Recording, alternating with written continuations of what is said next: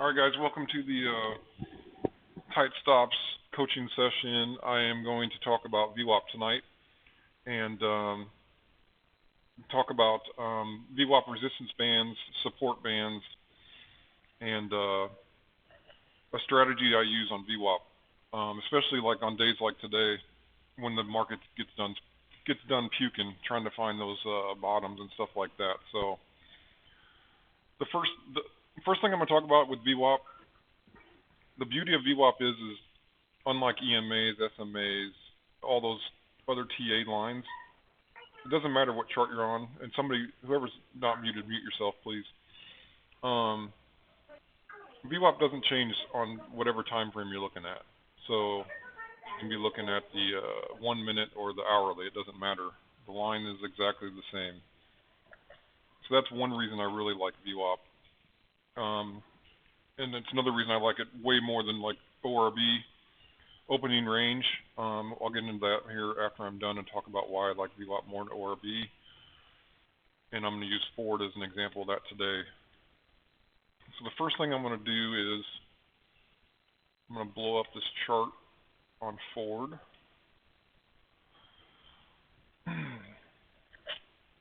So those of you that know, this morning was, I didn't call out anything in the morning, waited for that first 30-minute candle to close. We called SPY short. It was very, very nice. But I'm going to talk about Ford here as an example on the 5-minute.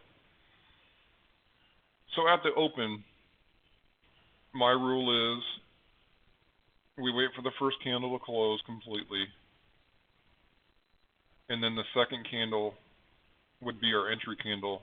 Now in this instance, Ford was a 2 down red candle. It closed below VWAP.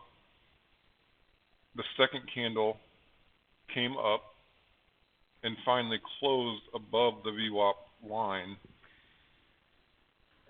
So my rule is the candle I'm looking at, whether it's on a 3-minute, if you're a scalper on a 1-minute, a 3-minute, 5-minute, it doesn't matter.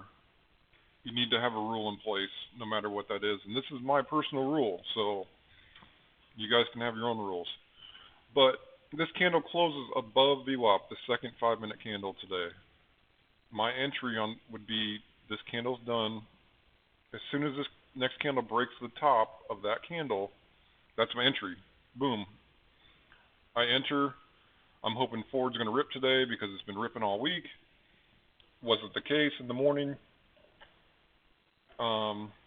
And to be honest, because Ford's contracts are cheaper, I'm looking for more profit on these. This would have came up. I would have held it. This candle would have came in. I wouldn't have been out yet.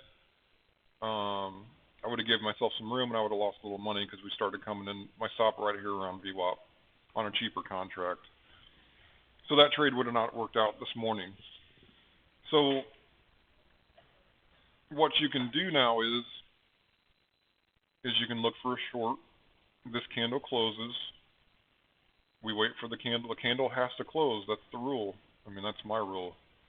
So now the next entry, when we look for this entry at the bottom of this 2, we get it here, and then we can ride this down for a nice little short. And then once you start seeing a strat reversal, you get a 3, 1, 2 reversal on the 5. That's a pretty decent sign to take your profits and move on to your next trade. Now, you'll see a lot of guys out there, they'll talk about ORB, opening range. Some guys will do a 3-minute opening range. That would be the opening range of the first 3 minutes of the market open. So let me pull up a 3-minute candle. I'll draw some lines so I can show you. For some of you who don't know what an ORB is. And then I want to talk about how we could have got it in Ford later in the afternoon. So let me draw, make sure I'm drawing here. My opening range on a 3-minute ORB is the first 3-minute candle. So this would automatically draw. There's scripts for these. I don't use ORB. I used to. I don't use it anymore. So what guys will do is they'll say, okay, if I drop below or above the ORB, that's my entry on the 3 minute. So those guys would have entered right here on this. This 2 would have closed. They would have entered right here, and it would have been about the same as the VWAP. But I'll show you in the case of Ford later, you would have missed out on a big play this afternoon if you would have played the ORB. And then other guys will go to the 15-minute ORB. Let me draw that real quick. Clear this off. Sorry. Clear off this drawing.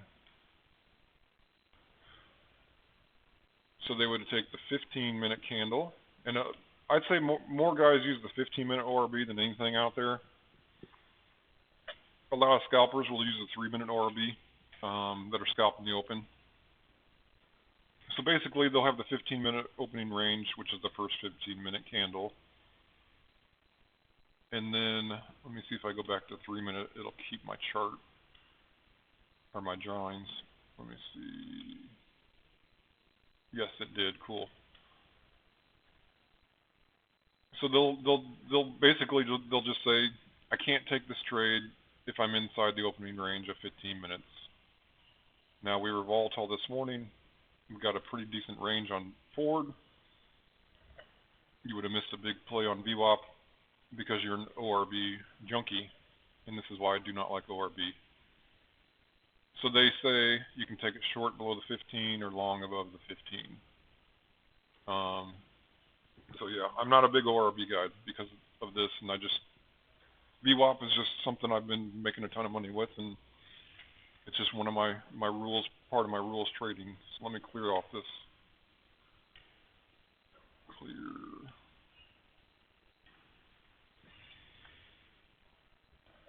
So let's get back to the Ford. So when I was talking before I got off the air this morning, I said, the market's just setting up for a chop shop. If you guys are looking for something, look for a VWAP, something off VWAP. One of my other rules is don't trade during lunch. As you can see here, so this would be 11:30 Eastern time. This is 10:30 on my clock.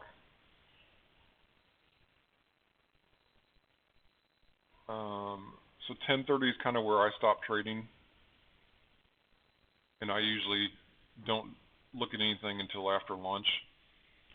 But for some of you that are maybe looking for a trade at lunchtime, or can't catch the morning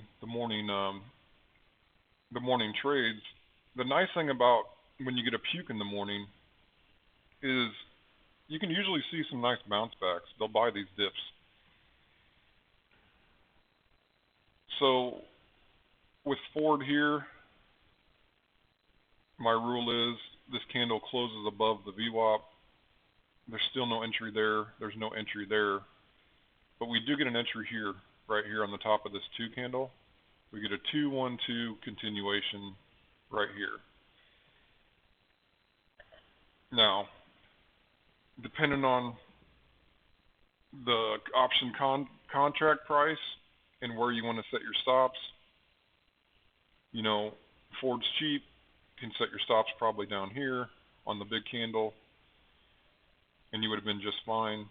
Or, you're on a bigger contract. You can't be playing with massive candles like this on Teslas or Facebooks and stuff like that. You're gonna get slaughtered. So this is what Rob consistently talks about when I was in his room for months. It's called doing battle. So I bought this 2-1-2 right here. It looked good for a little while. Came back in.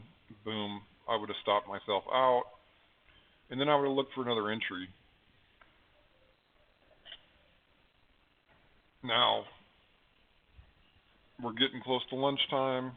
I'm not too keen on trying to find an entry at lunchtime, so I'm going to wait. We finally get our first candle that closes above the VWAP right here. This 2 right here. The next candle, there's no entry because it's below the closed candle. Now we've retested below, so now we got to wait for another candle to close above VWAP, which is this one right here. And this is the rule, guys. This closed above, but this closed below. So now we have to wait for another candle to close above. We can't, just because this closes above here, or sorry, whenever you get a 2 down that closes below the VWAP, you have to reset and say, okay, I got to go back to my rule. So this candle closes right here above the VWAP. So I can look for an entry right there, top of that too. And that was, you know, that would have been a nice way to end the day on Ford. Now, the other thing I have on this VWAP program is I've got these ranges, this checkered line here, top range, checkered line, bottom range, and then a secondary resistance and a secondary support. And this, and I'll share the script with you guys, but it's just crazy how stocks will just kind of hover around these ranges and when they're in uptrends and they get above this range, you know, once you're above VWAP and then once you're above this range, it's pretty safe that it's going to keep going. It's just how this particular study has worked for me in the past. So as you can see, this now becomes a support area in my long if I entered here.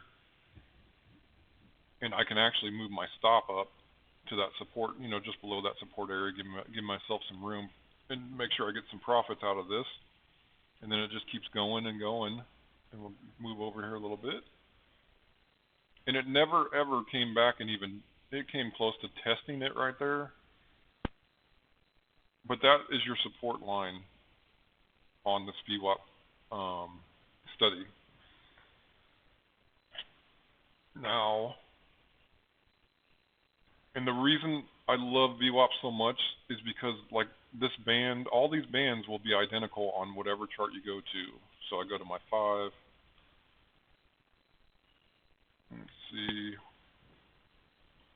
Doesn't change. I'll go to my 60.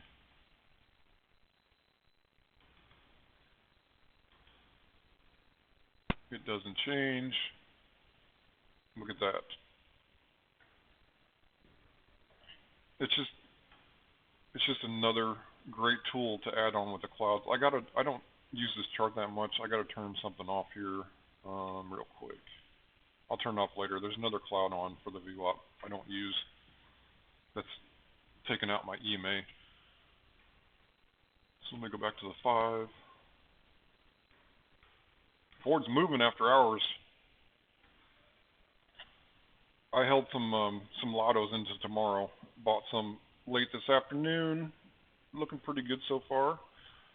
So this top line becomes a resistance band. It just means that the trade's getting a little extended on us.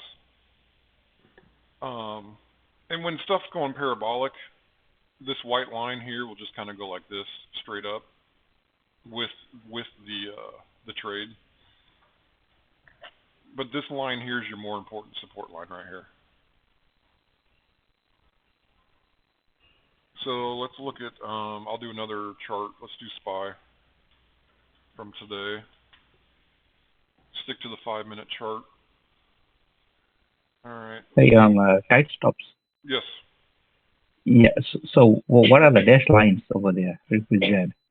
What's that? Like, is it the dashed lines? Is it the VWAP, upper band and lower band, or is it the Bollinger Bands or something? It's a VWAP script that I got from somebody that I'll share. These are kind of like Bollinger Bands, but they go with VWAP. I don't use Bollinger Bands, guys. Price action and the chart will tell me the story. I don't need Bollinger Bands. So here we go to the 5-minute SPY. So at the open, the first 5-minute candle closes above VWAP. I can enter right here at the top. There's an enter, scalp, you start coming in.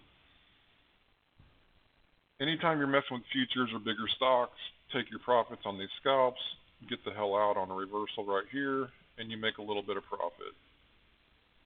So now, what we want to do is wait for this 5-minute candle to close below VWAP, which it does right here.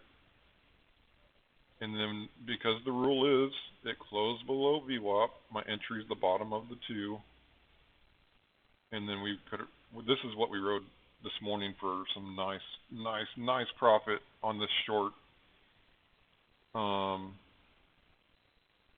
So it went from 468.28, started to reverse here. I got out about here, and I left some runners on after that about 466.59. So that was a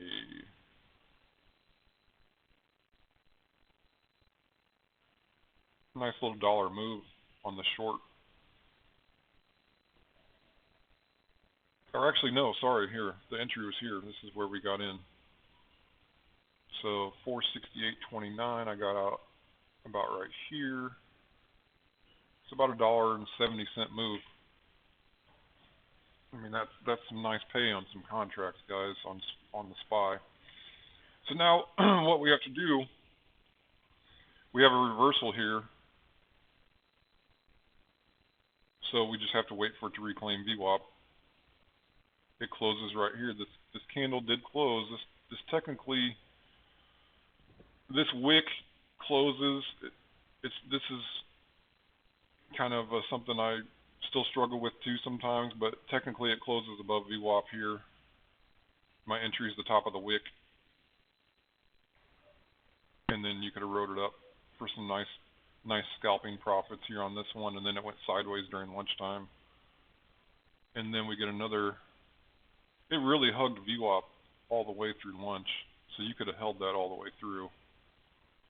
Not on a 0 DTE though, but and then it came back up, just hung around VWAP, and then came up for even more, up to 470.80, and then tested that mark right there. Look at that line. Look at that. Just test that line and reject it right there. This is just an awesome tool, an awesome visual tool that I use again to keep me in and out of trouble, into good trades and out of trouble. So it tests that line, get the reversal. Like I don't like to play stuff at the top to the short side. I like to play it off VWAP. Then it came back through, tested VWAP. So when it's hovering, we can look for another long entry, and then we get a nice little move here towards the end of the day. So that's how, that's, if you stick to that VWAP rule, if I'm above and I have an entry closed, unfortunately, let's see, this closes above, you can have entered here, had your stop, give it some room, you could have held this for a while, still came in, you would have gone sideways on this for a while. It takes some patience, which sometimes I don't have either. And so if you would have entered this early on the VWAP entry, you could have held this for quite a while. I mean, it went 37 cents, 468.82 to, so only a 40-cent really move. It went to the downside if you entered there. Actually 81 to, about 50 cents. Now on 0 days to entry, 0 days expiration contracts like tomorrow, that'll kill you on theta, unfortunately. So you would have, got burned a little bit and then made a tiny bit of money on a 0 DTA contract on the SPY there. Let's see. So hey, Ty. Yeah. So with this trade on the sideways part, how do you determine your exit on a full body close below VWAP, or what would be your exit criteria?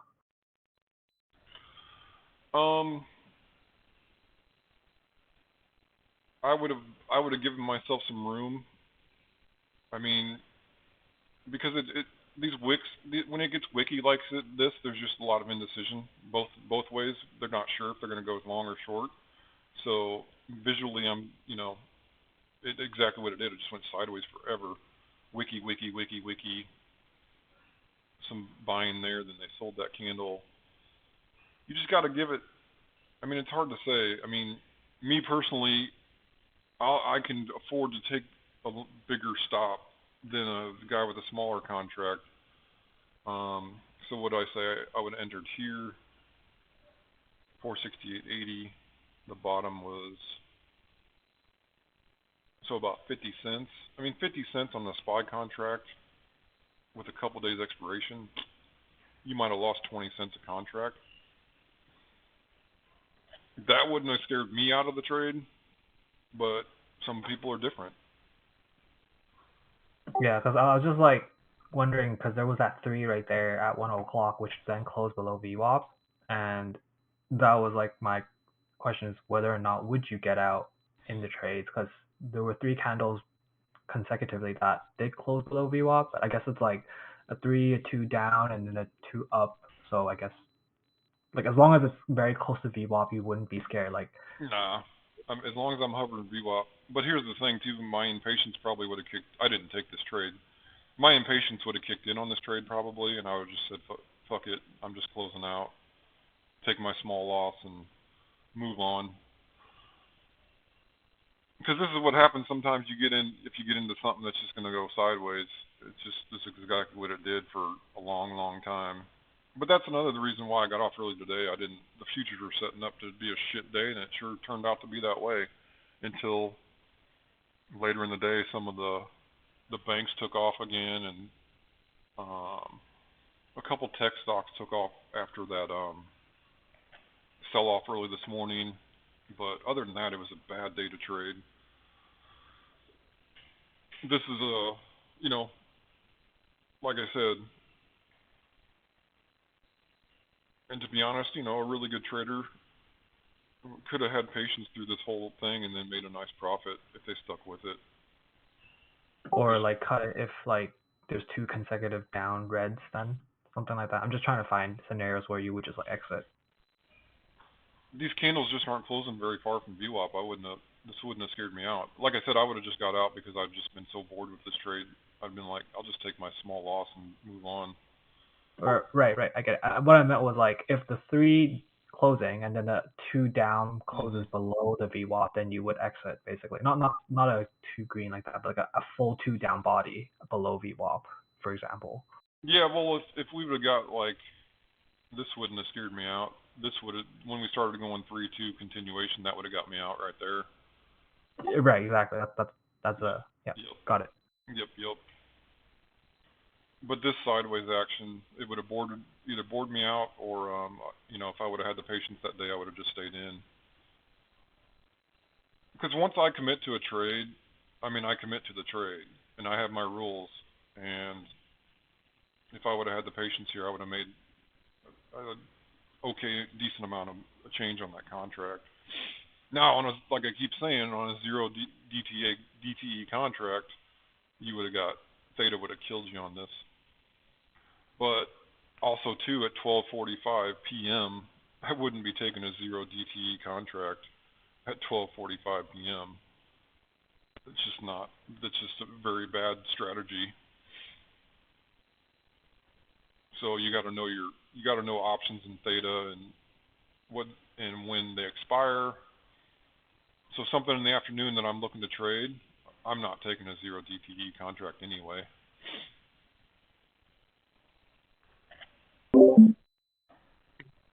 Quick question. Yeah. What kind of contracts do you usually take then? Like something that has an expiration at the upcoming Friday, or do you go out a week or two? So on futures, so let's say this is Fridays. Let's say I took this Friday. I would have taken Monday's contracts right here. I don't go far. I don't go far out on futures because I don't hold futures.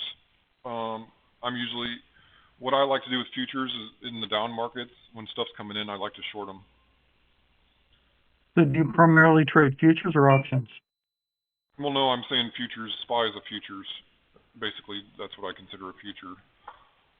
Okay. Yeah. I trade only options, but SPY, when I'm talking about futures, I'm saying SPY, QQQ, DIA, ES, SPX, ES The, Mini. so you're doing like options on the SPY versus like a /ES or something, or MES, Right. something like that. Yep. When I'm talking about contracts, I only trade option contracts, and that goes for SPY and SPX. I do not trade ES. I don't trade at night. I don't trade early. I don't trade pre-market. So the only thing I do with ES is look at it in the evenings.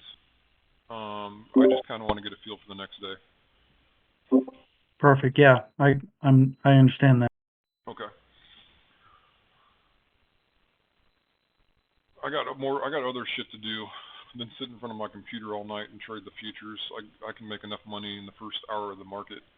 I don't need to get up and trade. That's another reason I'm not a crypto person. I'm not staying up till midnight to see if I lose a bunch of money or make a bunch of money.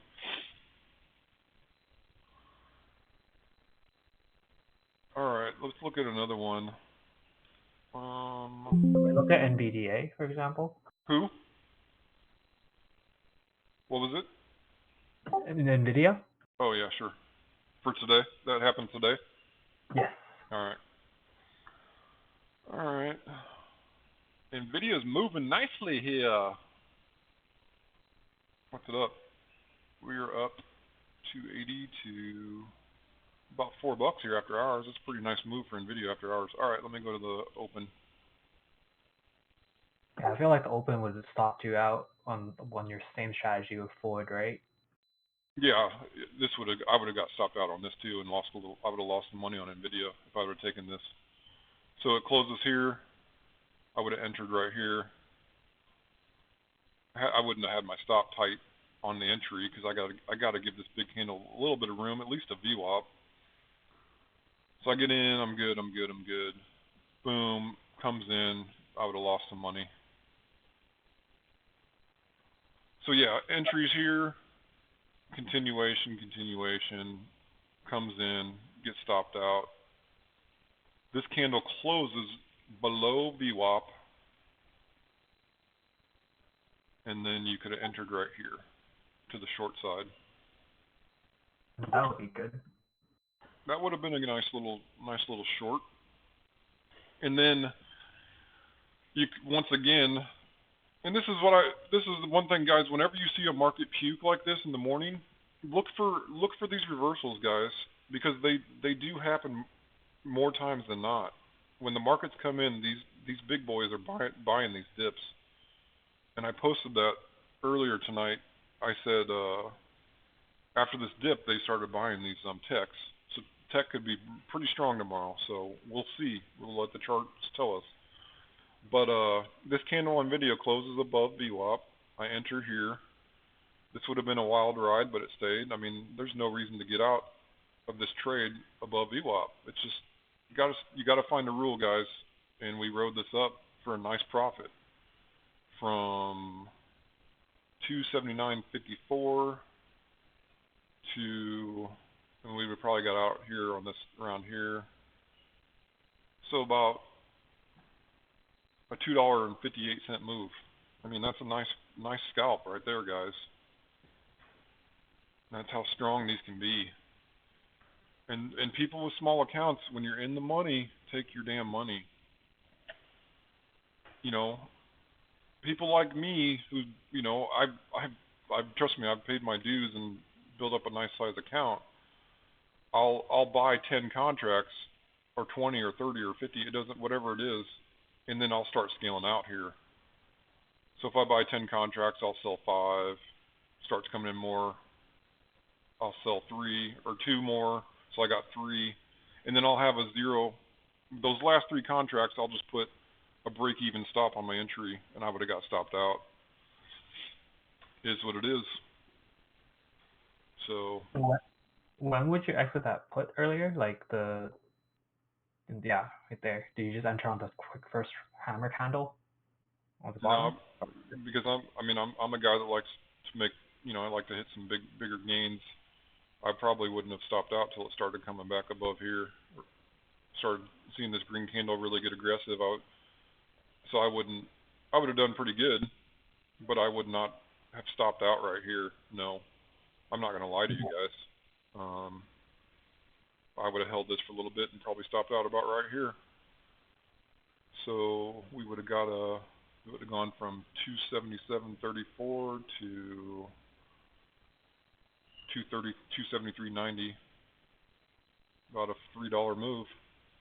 It's a big gain on a contract. And then with regards to entry, sorry, I'm asking so many questions.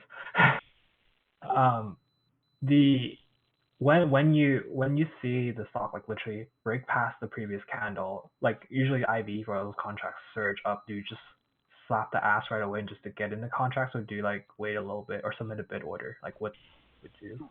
So at open, I'm slapping the ask. You're gonna get left behind on your limits. Now, we were talking about this yesterday with Cat and John Deere.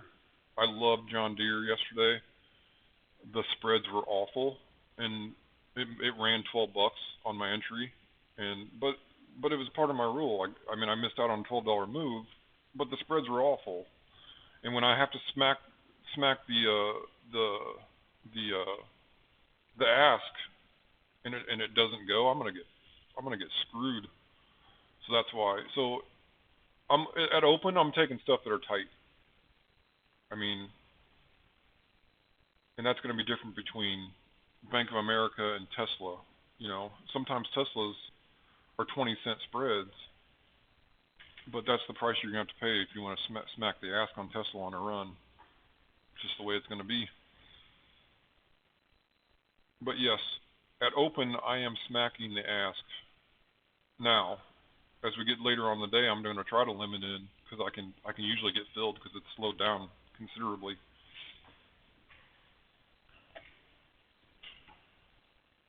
Does that make sense? Yep. Cool. Yeah, guys, I mean, if you're playing the open, which I don't recommend small accounts do, but if you are playing the open, you're going to have to smack the ass to get in these trades because you're going to get left behind trying to limit in. Unless you want to pay for a high dollar software in one of these brokers in New York, which I'm not quite there yet, but maybe one day. Tight stops. How do you know that is the bottom? You know, like 270.65 on the chart you opened. How do I know where the bottom was? Where? Yeah, the hammer candle, the Momo hammer, that's called it, right? Well, yeah. How do you know that if it's not going to dip some more? Well, I got a 2-2 continuation. I'm already in profit. I don't know if it's not going to dip anymore. I have no idea, but I like money. So It's just a label. Huh?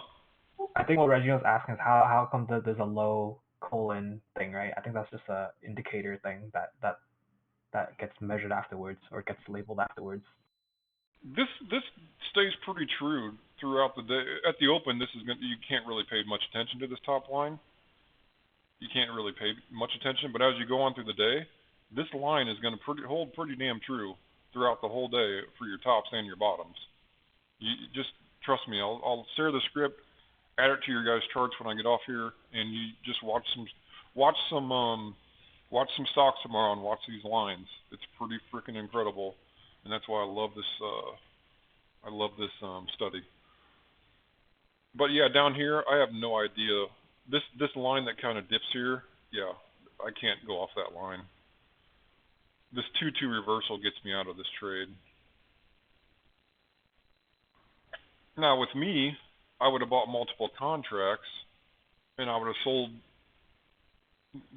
either half of them or 3/4 of them for profit, and then I would have set a zero, a break-even stop loss on my entry, and that's how you catch the big winners on your runners.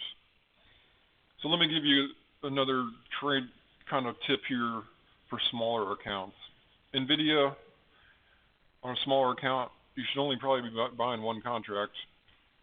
So I'm just going to leave it at there, but it's your money. But on stuff like banks, you know, you got a smaller account, they're $20, $30 a contract, you can buy 3 contracts.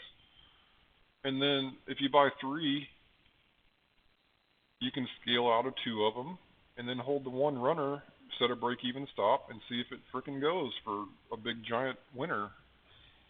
And that's how you kind of manage your trades as you go through the day. Small accounts, sometimes you can only buy one contract, and yeah, you can miss some big runners because you can only buy one. But you also, if you held that one contract all the way through here, you frickin' lost all that profit. That makes sense? And that's another video I need to do is money management, contract management. Definitely something I have to do here for you guys. Tight stuff. So how are you going to use the cloud for your trading? I see you have the cloud up on your screen. Yeah. So the cloud is something I'm going to use if I'm in a long-term trend. If I'm trying to hold something when we're in a when a market's kind of in a bull run and it's just moving, like here above VWAP, you can see this cloud here would have kept you in that trade all the way until this started fading off right here. And I need to hold on, let me pause this real quick. You got one contract on a small account. I wouldn't be swinging that overnight because you can get murdered. Now, because I'm up 7 contracts or 5 contracts in the money, I'll swing a few overnight because I'm in a nice uptrend. I didn't take this today, but people tomorrow morning are going to wake up to probably some nice gains in BAC. Any other questions? I'm trying to keep these to 30 minutes or so. We're kind of running over, but I'll answer questions. Do you have the study and trading view too, like the one with the dotted lines and the upper and lower bounds? You are lucky because I do. Love it. Yep. I do. I will share that. Anything that I have for studies will be shared in the studies tab. I'll go check it out. All right. And then, so looks like, I mean, the way you trade now, like, do you not really draw support and resistances or adhere to them anymore, or just like? Well, if you were on with me live this morning with SPY, look at this, guys, on Bank of America. Look at this support in the after-hour session last night. Look at that. It just went, and it also went to yesterday's low too. But this is why I keep pre-market on, because there's support and resistance in those like you wouldn't believe. And sure enough, it came all the way down to yesterday's low and the after-hours low and tested it and rejected. But yeah, I would have seen this red line here on this short, and this is why it's so important to have your previous high and low of the day, week, and month, because 80% of the time, guys, these are going to test these highs and lows, and they're either going to come up to them and then come right back in. It's just freaking crazy. Oh yeah, I use the 50% rule that Sarah talks about and have that set as well. Yeah, got to know that's the other thing, guys, you got to know your magnitudes. Like, let's say Bank of America breaks through today's highs. You want to go to your dailies, and you want to find your next targets, which would be, so this is going to open up here. I gotta delete this one real quick. So the target's going to be this candle right here, and then it's going to be 48.69. So is that a script that drives all the high-low open lines from the daily, weekly lines? Yeah, it's in. Or is that something? That's already in the script section. There's a bunch of scripts in there, guys. My VWAP, my Ripster Cloud's in there. I think my VWAP's in there. Yeah, it is. Okay. The high lock's in there. So the one that draws those lines that's high lock? Yep, it's in there. Okay. For Thinkorswim. Yeah, I do think they're swim. Sweet. Any other questions? All right, guys. Well, I hope you enjoyed my VWAP session. I know I make things sound really easy. I mean, it's not when you're in the stress of the trading environment. But if you stick to what I say and stick to the rules on VWAP and the clouds, you'll be surprised how successful you're going to be. But stops are going to be important as well. I'll see you guys in the morning. Later. Thank you.